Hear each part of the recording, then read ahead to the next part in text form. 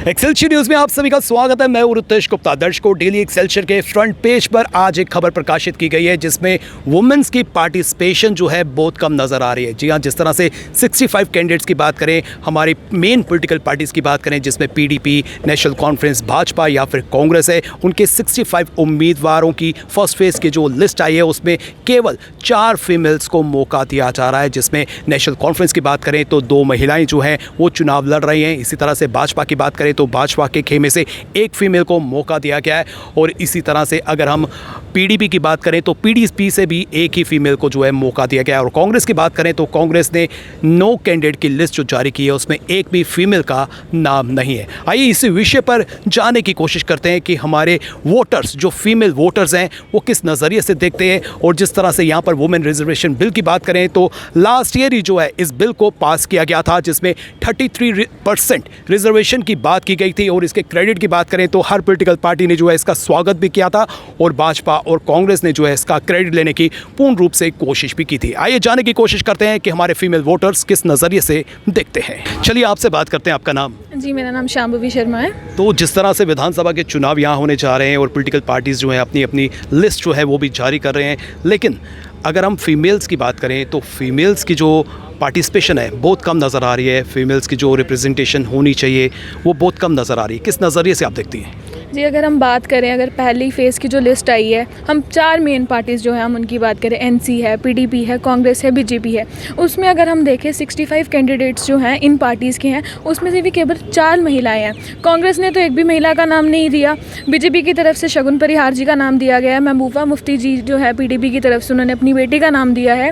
अगर हम देखें, हम बात करते हैं वुमेन एम्पावरमेंट की, महिलाओं को जो है बराबर का दर्जा देना है, तो इन लिस्टों में हमें वो दर्जा देखने को मिल ही नहीं रहा। अगर वुमेन एम्पावरमेंट बिल आया था कि 33% रिजर्वेशन महिलाओं को देनी है, तब हर किसी ने बड़ी बड़ी बातें की, किसी ने क्रेडिट लेना चाहा, किसी ने कहा कि ये बहुत अच्छा बिल है, महिलाओं को जो है सशक्तिकरण हो रहा है, एम्पावरमेंट हो रही है। पर अब देखें तो कहाँ है वो एम्पावरमेंट? क्यों हमें महिलाओं की पार्टिसिपेशन देखने को ही नहीं मिल रही? क्या इन पार्टीज़ का ये काम नहीं है कि जब आप इलेक्शन करा रहे हैं वहाँ पर महिलाओं की जो है पार्टिसिपेशन जो है वो ज़्यादा रखी जाए? तो आपको लगता है कि जो महिलाएं हैं वो प्रदेश को अच्छे ढंग से चला सकती हैं? बिल्कुल चला सकती हैं। महिलाएं जो है, महिलाएं काफ़ी ऐसे मुद्दों पर जो है अच्छे से काम कर सकती हैं जिस पर कहीं ना कहीं पुरुष जो है कहीं ना कहीं पीछे रहेंगे। महिलाओं की कोई परेशानियां हैं, उनको एक महिला बेहतर जान सकती हैं। अगर हम बात करें, छोटी बच्चियों को कोई दिक्कत आ रही है, गर्ल स्कूल की बात है, गर्ल एजुकेशन की बात है, या जो भी एक महिला को समस्या आती है, तो अगर कोई महिला होगी वो उन परेशानियों को अच्छे से समझेगी। अगर मैं बात करूं, घरों में वायलेंस की बात कर लो, अगर कोई महिला होगी ना, वो उस चीज़ को ना अच्छे से समझ पाएगी, बल्कि जो पुरुष है वो शायद उस चीज़ को इतना नहीं समझ पाए। इन पॉलिटिकल पार्टी से आप क्या अपील करना चाहती हैं, क्या कहना चाहती हैं? मेरी यही अपील है। अभी तो पहले चरण की लिस्ट आई है, आगे 2 चरण और है इलेक्शन वाले। मेरी इनसे यही रिक्वेस्ट है कि महिलाओं की जो पार्टिसिपेशन है वो ज़्यादा रखी जाए। महिला को भी हक दो आगे आने का। महिलाएं भी जो हैं वो एक अच्छी लीडर बन सकती हैं। चलिए मैम, आपसे बात करते हैं। आपका नाम? एडवोकेट कामिनी ठाकुर। तो कामिनी जी, जिस तरह से चुनावी दौर यहाँ पर चल रहा है और वुमेन्स की बात करें तो वुमेन्स को एम्पावर करने की भी जो है हर कोई बात करता है, लेकिन जब प्रैक्टिकली समय आता है तो हम देखते हैं कि वुमेन की भागीदारी जिस तरह से इन चुनावों में होनी चाहिए थी वैसी नज़र नहीं आ रही है। किस नज़रिए से आप देखते हैं? देखिए, लास्ट ईयर ही वुमेन रिजर्वेशन बिल पास हुआ है, लेकिन उस बिल के अकॉर्डिंग 33% जो थी रिजर्वेशन थी वुमेन्स के लिए इन द स्टेट असेंबली और पार्लियामेंट में। बट अभी आप देखेंगे हमारे काफ़ी देर बाद जो है यहाँ पे इलेक्शंस कंडक्ट हो रहे हैं, लेकिन जो पॉलिसी आई थी उसके अकॉर्डिंगली यहाँ पे जो रिप्रेजेंटेशन वुमेन को मिलनी चाहिए थी वो नहीं मिली। क्योंकि अभी आप देखें तो 18 सितंबर को जो है वो इलेक्शंस कंडक्ट होंगे, लेकिन हाँ, फर्स्ट फेज़ जो है हमारा 18 सितंबर को है। और जो हमारी मेन पार्टीज़ हैं, एनसी होगी, पीडीपी होगी, बीजेपी होगी और कांग्रेस होगी, इनमें सिर्फ 4 औरतें हैं जिनको टिकट जो है पार्टी टिकट मिला है। अगर हम बात करते हैं बिल की, रिजर्वेशन वुमेन की रिप्रेजेंटेशन तब होगी जब आप उन्हें अपॉर्चुनिटी दोगे।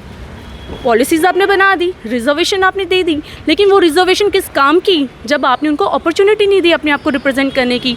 वुमेन को एम्पावरमेंट कैसे मिलेगी? ठीक है, आपने लॉज बनाए हैं, but at the same time उन्हें अपॉर्चुनिटी भी तो आप प्रोवाइड करें। तो आप चाहते हैं कि इन चुनावों में जो है पॉलिटिकल पार्टीज़ को जो है फीमेल्स की भागीदारी जो है सुनिश्चित करनी चाहिए? बिल्कुल। अगर पार्टीज़ ने ये बीड़ा उठाया है कि वुमेन को एम्पावर करना है, अगर वो चाहती हैं वुमेन एम्पावरमेंट हो, तो आप वुमेन को अपॉर्चुनिटी भी दें ताकि वो हमारी, क्योंकि सेकंड आप देखेंगे every second voter is a female, 48.6% और 9% जो है वो फीमेल वोटर्स हैं।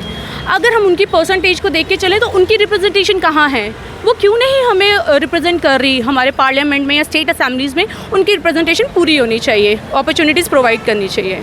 चलिए मैम, आपसे बात करते हैं, आपका नाम? माहिदा। तो माहिरा जी, जिस तरह से विधानसभा के यहाँ पर चुनाव जो हैं होने जा रहे हैं, फर्स्ट फेज़ के चुनाव जो हैं 18 सितंबर को यहाँ पर होंगे, तो जिस तरह से सूची की बात करें, विभिन्न पॉलिटिकल पार्टी ने जो है अपनी अपनी सूची भी जारी कर दी है, लेकिन इन सूचियों में जो है फीमेल्स की परसेंटेज जो है बहुत कम नज़र आ रही है। किस नज़रिए से आप देखती हैं? काफ़ी पॉलिटिकल पार्टीज़ हैं जो वुमेन को एम्पावर करती हैं कि उन्हें आगे बढ़ना चाहिए, बट प्रैक्टिकली ऐसा होता नहीं है। काफ़ी पार्टी जैसे बीजेपी, कांग्रेस वगैरह जो हैं बोलती हैं कि वुमेंस को आगे आना चाहिए, पर प्रैक्टिकली ऐसा होता नहीं है, क्योंकि वुमेंस की जो अभी देख रहे हैं कि इलेक्शन होने वाले हैं, तो काफ़ी कम परसेंटेज है वुमेन की कंपेयर टू मैन। मतलब 94% मैन हैं, बाकी 6% वुमेन है। तो यही है कि वुमेंस को भी आगे आना चाहिए, जैसे वो घर भी चला सकती है अगर वुमेन, तो वो आगे हमारा देश भी चला सकती हैं। तो यही है कि वुमेंस को भी आगे अपॉर्चुनिटीज़ देनी चाहिए हर एक फील्ड में।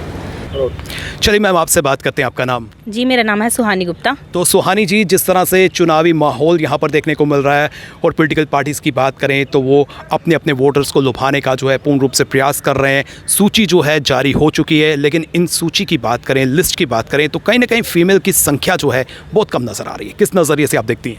जी, मैं तो ये कहना चाहूँगी, सबसे पहले जो ये पहले चरण की लिस्ट हमारे सामने आई, ये देखकर कहीं ना कहीं बहुत ऐसे बुरा लगा कि जहाँ एक तरफ वुमेन एम्पावरमेंट की बात होती है, महिला सशक्तिकरण की बात होती है, वहीं दूसरी तरफ महिलाओं की पार्टिसिपेशन यहाँ पे बहुत कम देखने को मिली। जैसे कि अलग अलग पॉलिटिकल पार्टीज़ ने अपनी लिस्ट हमारे सामने रखी, कुछ ने एक नारी को जो है वो सामने लाया, कुछ ने लाया ही नहीं। तो ये देखकर हम सारे बहुत निराश हैं, क्योंकि एक महिला जो है वो इस समाज को अच्छे से चला सकती है, ये हम सब अच्छे से जानते हैं।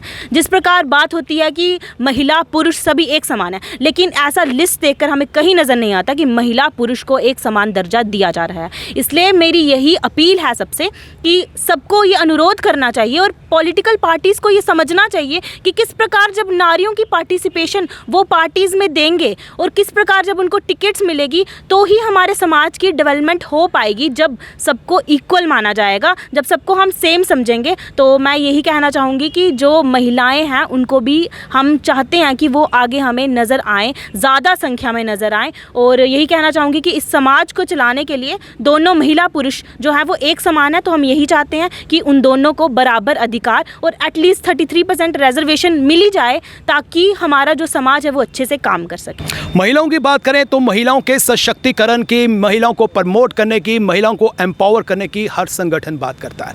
विभिन्न पॉलिटिकल पार्टीज जो हैं जोर शोर से जो है वुमेन्स को आगे लाने की बात करती हैं, लेकिन जब प्रैक्टिकली टाइम आता है तो यही पॉलिटिकल पार्टीज जो हैं बैक स्टेप हो जाती हैं। जिस तरह से पहले फेज़ के चुनाव होने जा रहे हैं, 24 सीटों पर ये चुनाव होंगे, लेकिन पार्टिसिपेशन करें वुमेन की तो पार्टिसिपेशन की जो संख्या है बहुत ही कम जो है वो नज़र आ रही है। पॉलिटिकल पार्टीज़ को जो है मंथन करना चाहिए कि फीमेल्स की रिप्रेजेंटेशन जो है वो बहुत ज़रूरी है हमारे समाज के लिए, और विशेष प्रकार से पॉलिटिकल पार्टीज़ के लिए भी जो फीमेल्स की पार्टिसिपेशन जो है बहुत ज़रूरी है, क्योंकि महिला जो है अगर अपने घर को संभाल सकती है तो वो प्रदेश को भी संभाल सकती है। लेकिन बड़े अफसोस से कहना पड़ रहा है कि जितनी भी मेन स्ट्रीम में पॉलिटिकल पार्टीज़ हैं उन्होंने वुमेन्स को जो है बहुत ही कम संख्या में जो है सीट्स दी हैं। फिलहाल नितिन कनोत्रा और मुझे यानी कि रितेश गुप्ता को दीजिए इजाज़त।